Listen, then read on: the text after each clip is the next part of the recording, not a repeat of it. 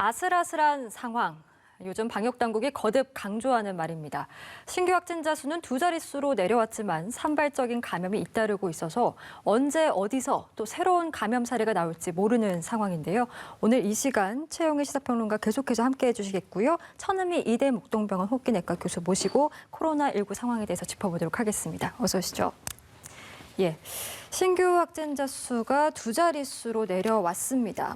지난 11일부터 100명 안팎으로 등락을 하다가 이제 하루 전보다 100명 이하, 그러니까 절반 이하로 줄어든 건데 17일 만에 50명 이하거든요. 현재 추세 먼저 어떻게 보고 계신지 듣고 시작하겠습니다.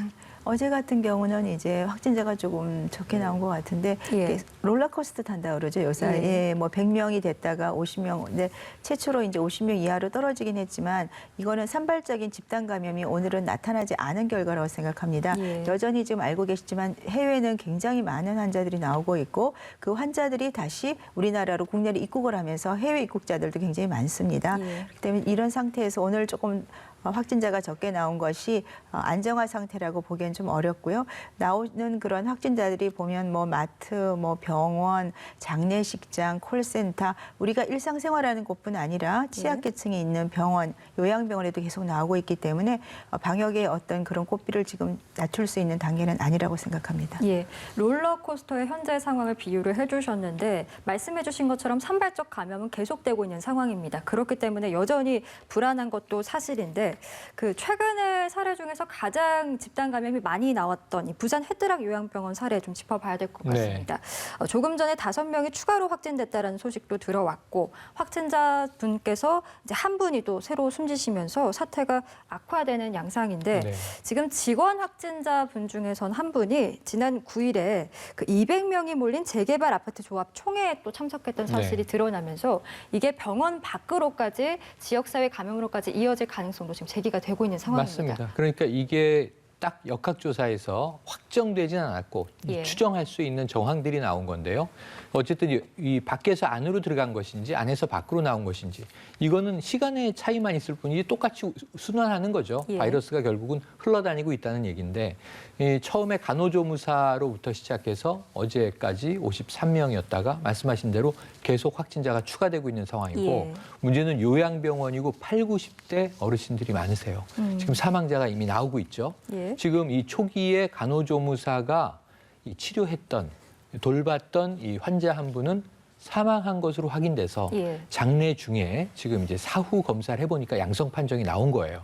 그런데도 아직 초발 환자는 누군지 정확히 모르는 상태에서 결국은 내부에 있는 환자들보다 환자들, 특히 2층 환자들에게 아까 처음에 사망자분으로부터 쫙 이렇게 감염이 되는 상황은 침상이 너무 다닥다닥 붙어 있었고요. 그리고 이제 이 2층에서만 지금 40명이 넘는 확진자가 직원 10명, 환자 33명, 어제 기준으로는 이렇게까지 나왔던 겁니다. 그런데 가장 가능성이 높은 것은 안과 밖을 오가는 직원에 의해서 외부의 바이러스가 들어갔을 가능성이 높은 거죠. 아니나 다를까 이 부산 지역의 만덕동, 이 헤드락 요양병원이 있는 지역은 이미 지난달에 23명의 확진자들이 최근에 다발적으로 나온 지역사회이기도 해요. 그래서 지금 이 동 자체가 거의 지금 집합 제한이 내려져 있는 상황입니다. 그런데 이제 새롭게 나온 것은 말씀하신 대로 직원 한 분이 모델하우스를 방문했고 그리고 이 조합의 총회에 참석했다. 그러니까 어찌 보면 이건 생활인의 입장에서 보면 이해가 됩니다. 지금 사회적 거리두기 1단계로 떨어졌고 뭔가 이제 생활과 관련된 재테크든 아니면 실제로 이제 주거로 옮기는 문제든 참석을 할 수 있는데 이분은 요양병원에 계신 직원이었기 때문에 이 병원은 지금 감염 경로를 찾을 수가 없었던 게 지난 3월부터 비대면으로 면회를 했다는 거고 7월부터는 그나마도 아예 면회를 못하게 했다는 게 환자 가족들의 입장이에요. 그럼 면회도 못하게 하는데 이 출퇴근하는 직원에 의해서 내부에서 이렇게 많이 확진되고 사망자가 나오고 있다는 건 정말 좀 이 일정 부분은 뚫려 있었던 것 아닌가 우리가 함께 반성할 대목입니다. 접촉자 조사가 무엇보다 중요한 시기임에도 불구하고 명단 확보가 어렵다라는 점, 그 부분도 참 걱정이 되는데 지금 이 해당 요양병원 같은 경우에는 사망자가 지금까지 모두 9명입니다. 이 중에서 지금 병실 305호에 있었던 환자만 7명인데 이분들이 이제 대부분 장례를 마친 상태라서 이분들이 사망하신 원인이 코로나19인지는 확인할 수 있는 방법이 좀 어려운 것 같습니다. 그럼에도 불구하고 좀 코로나19와 비슷한 증상들을 보였다라는 점을 눈여겨봐야 될 것 같은데 이 상황들 좀 어떻게 분석하고 계신지도 궁금합니다. 네, 그러니까 외부에 어떤 출근하시는 분에 의해서 감염이 됐을 확률이 높은 것 같고요. 예. 주변이 감염자가 많은 만덕동이었기 때문에 그 상태에서 이제 환자가 취약계층이니까 그분은 아마 증상이 아주 없거나 무증상이었겠죠. 감염자는 환자한테 감염을 시켰는데 그 감염되신 분이 그 305호실에 있었던 거죠. 그분이 계속 이제 그 안에서 감염을 시켰고 취약계층이다 보니까 본인들이 의사 표현을 못하니까 예. 발열이 나고 호흡곤란이 된 상태에서 아마 발견이 되셨을 거고 그러면서 사망을 여러분이 하신 거죠. 그런데 아쉬운 것은 만일에 발열이나 호흡곤란이 한 명이라도 있었다면 그때 바로 검사를 했었어야 된다고 예. 생각하는데 이 검사 자체가 사실 요양병원이나 이런 데서 가려면 앰뷸런스를 타고 가야 되거나 아니면 직접 불러서 검사를 시켜야 되는 거죠. 그런 어떤 행정적인 어려움이 있기 때문에 요양병원이나 요양원 이런 데서는 좀 지나가는 면이 분명히 있어요. 거기는 의료진 자체가 많지가 않습니다. 예. 그래서 이번 사태 같은 경우를 조금 예방하기 위해서는 뭐 불란서도 그렇고 지금 그 신속 검사를 지금 하려고 하거든요. 예.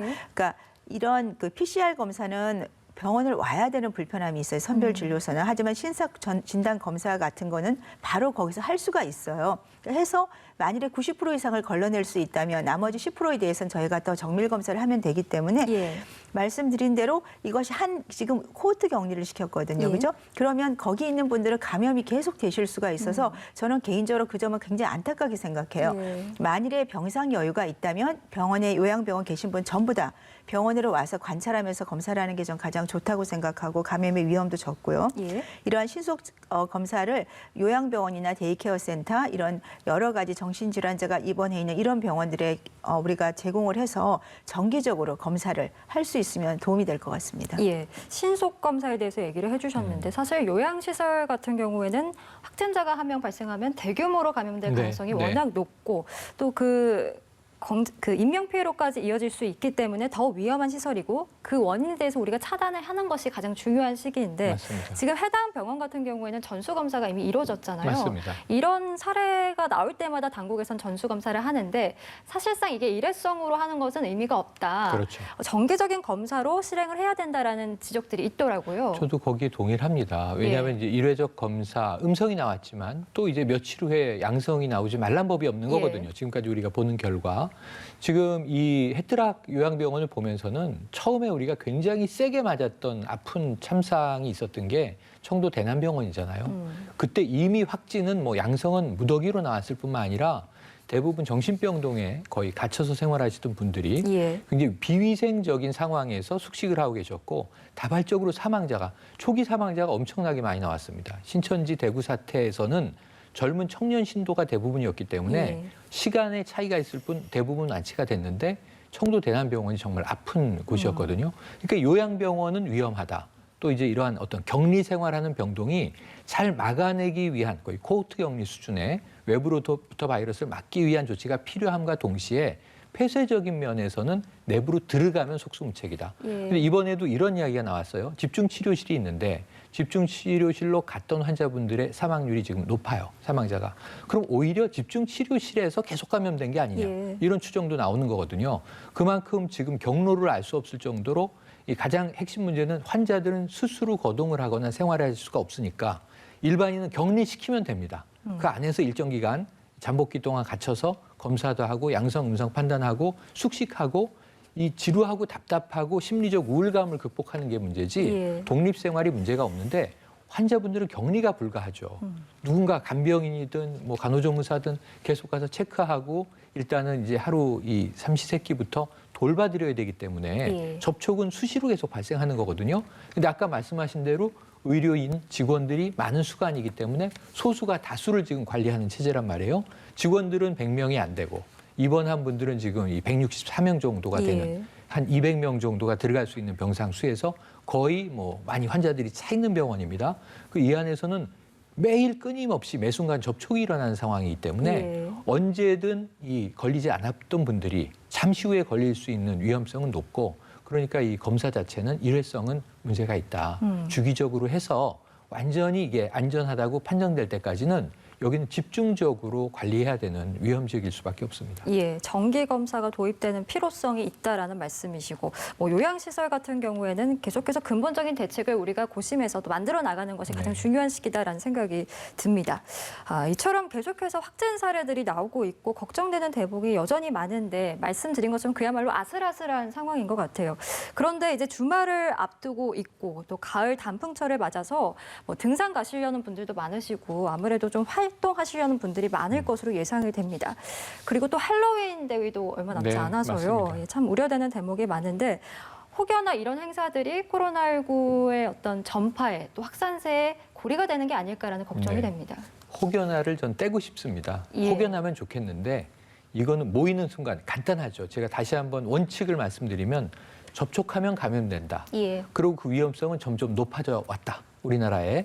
그리고 지금 어디서 어떻게 발병할지 모른다. 그러니까 우리가 하루하루 확진자가 3자리면은 좀 걱정하고 2자리로 떨어지면 안심하고 이 별 의미가 없는 게요. 조용한 전파의 바이러스는 지금 여기저기 다 퍼져 있고 우리 주변에 와 있는 거예요. 근데 이게 드러나면 발현되면 해뜨락처럼 되는 거예요. 그럼 하루에 50명의 확진이 늘어나면서 100명 위로 쭉 올라가는 거고요. 어제 100명 넘는 확진 중에 50명이 부산에서 바로 이 해뜨락 관련해서 나온 분들이었거든요. 예. 그 오늘은 우리가 50명 아래로 떨어져서 해외 위 포함해서 47, 국내만 41, 수도권만 36. 이게 안심할 게 아니죠. 예. 한 군데 집단 감염이 터지면 20, 30명이 훅 올라갈 수 있다니까요. 근데 이런 면에서 할로윈은 저는 이태원 클럽 빨 확진, 우리가 4월 말 5월 황금 연휴 한번 생각해야 되고요. 예. 저는 이 몇몇 젊은이들의 핫플레이스는 10월 말 할로윈은 아주 위험하다. 지금 사회적 거리두기가 1단계고 주점 영업이 다 풀렸고 클럽까지 예. 더 위험하다. 이게 하나 우리 명심할 대목이고요. 그다음에 좀 이 중장년층 고령자분들은 전세버스 단풍놀이. 저는 예. 가장 위험할 것 같거든요. 그리고 여기서는 물론 지금 다 QR코드로 이 탑승객 명단을 운송사업자가 책임지고 관리하시오. 그리고 이 안에서 과거처럼 노래, 춤 안 됩니다. 그랬지만 예. 사실은 행락객 우리가 이렇게 부르는데 단풍 보러 나가시면 일단 놀러 가시는 거기 때문에 마음은 느슨해지게 마련이고요. 예. 음주가 시작되면 통제되지 않는다는 거예요. 우리나라 이 단풍놀이 행락객 분들의 이 과거의 그냥 우리 습성상 전통적인 술을 드시면 통제가 안 돼요. 말려도. 아니면 이제 시비가 붙거나 또 싸움이 나겠죠. 예. 이것도 위험하죠. 다른 형태의 접촉이니까. 그러면서 올해 단풍놀이를 어떻게 좀 우리가 차분하게 자연은 즐기되 안전하게 즐길 수 있는지를 정말 과거의 관행을 끊어내고 다른 방식으로 또 새로운 뉴노멀로 예. 단풍을 즐기는 것이 큰 과제가 될 것 같습니다. 예, 거리두기가 완화된 상황에서 뭐 단풍놀이뿐만 아니라 할로윈까지 여러 변수들이 있어서 참 걱정이 됩니다. 교수님께서 이쯤에서 좀 다시 한번 방역 수칙 어떤 것들이 필요한지, 어떤 것들이 준수돼야 하는지 짚어주시죠. 네. 이제 가을이 되고 단풍놀이도 많이 가시고 아까 말 할로윈도 있고요. 그렇지만 이제 추워지면서 이 코로나19가 더 활성화가 많이 되고 있습니다. 예. 전 세계적인 영향이고 전 세계 4천만 명이 지금 확진이 되셨습니다. 대단한 확진자들 수가 있고 우리 국내는 그래도 안정화됐기 때문에 국민들이 조금 많이 느슨해지셨을 거고 식당 같은 데 가면 모임도 굉장히 많아졌어요. 연말 예. 모임도 많이 하실 건데 이 코로나19는 사람과의 대화나 식사 모임에서 가장 감염이 많이 되는 걸 지금까지 사례를 많이 봐왔습니다. 모임이 있더라도 최소한의 인원으로 모임을 하시고 항상 마스크 착용 절대로 잊지 마시고 저는 항상 그 두 가지를 조금 예. 계속 말씀드리고 싶고요. 고위험 시설은 가능하면 자제를 하셔야 되지만 정말 피치 못해 가신다면 최대한의 어떤 개인 방역을 지켜주시는 거 말씀드리고 싶습니다. 알겠습니다. 방역수칙 준수 꼭 지켜주시길 다시 한번 저희도 말씀드리겠습니다.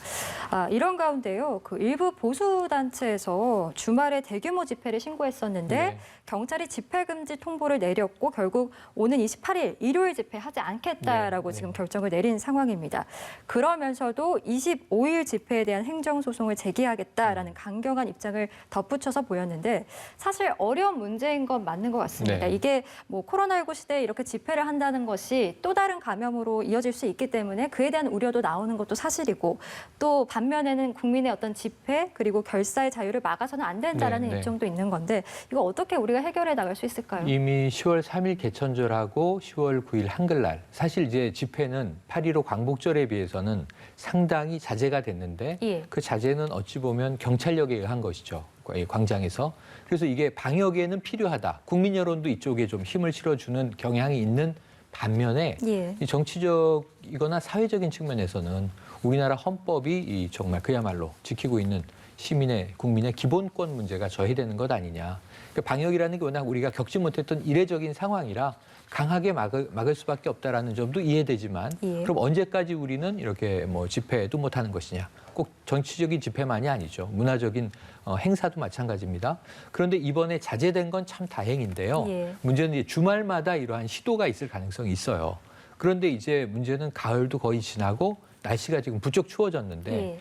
주로 연세 많으신 분들이 이제 광장, 야외에 모여서 집단적으로 뭔가 행사를 그게 뭐 소규모 수십 명에서부터 많게 수천 명까지 하게 된다면 접촉 발생하고 그리고 밀접 접촉이고 저는 이게 트윈데믹인데 예. 이게 독감인지 코로나인지 확인할 수 없는 증상이 다발적으로 나올 위험이 높다고 봐요. 그래서 최대한 자제해야 하고 그렇지 않다면 자제시켜야 하는데 문제 지금은 이 사회적 거리두기 1단계입니다만 집합은 다 금지돼 있거든요. 예. 그리고 이제 근데 실내에는 50인, 실외에는 100인까지인데 이 밖으로 모이지 마십시오라고 하는 게 권고사항이에요. 이게 좀 걱정이에요. 예. 그래서 경찰도 이 과거처럼 차벽이나 대규모 경찰력, 펜스 이런 건 동원하지 않을 방침이긴 하지만 그럼에도 불구하고 스스로 함께 지키지 않으면 이런 잦은 충돌 속에서 예. 또다시 이제 바이러스는 언제든 퍼질 가능성은 있다. 그래서 저는 이 주최 측의 좀 자제. 그러면서 아까 뉴노멀 얘기를 잠깐 드렸는데 예. 지금 모든 학회, 행사, 심지어는 저도 뭐 특강을 간혹 하고 하는데 모두 다 비대면이에요. 원격 온라인 프로그램을 통해서 아주 손쉽게 모여서 오히려 이 오프라인 강좌 때는 청중들의 이 질문 하나 받기가 어려운데 예. 여기선 채팅으로도 질문을 받고 이 구두 커뮤니케이션으로 받기 때문에 저는 이게 뭔가 정치적 집회도 좀 이 온라인 방식으로 한번 해보시면 어떨까? SNS에선 뭐 우리는 정치 토론의 장입니다. 우리나라 예. SNS는. 그런데 여기에 또 비대면 집회를 한번 성공적으로 하시면 국민들에게 비호감을 받는 집회를 하는 것보다 결국은 집회라는 것의 특성은 이 폐쇄적인 게 아니라 메시지를 전달하는 거잖아요. 예. 그럼 비대면 집회를 통해서 국민들에게 또 비호감을 호감으로 전환시키는 색다른 경험을 하게 된다면 우리 민주주의를 좀 이렇게 소통하는 방식이 오프라인 광장만이 아니라 가상 공간의 광장도 있다. 예. 좀 새로운 기회를 한번 뚫어보면 어떨까 하는 제안도 드리고 싶어요. 예, 집회 자유와 또 국민의 건강이 조화를 이룰 수 있는 그 방법들, 좋은 방법들도 추천해 주셨으니까요. 고심해서 함께 찾아갈 수 있었으면 좋겠습니다. 저희 코로나19 소식은 여기까지 하겠습니다. 오늘 천은미 이대 목동병원 호흡기내과 교수 그리고 최영희 시사평론가와 함께했습니다. 말씀 고맙습니다.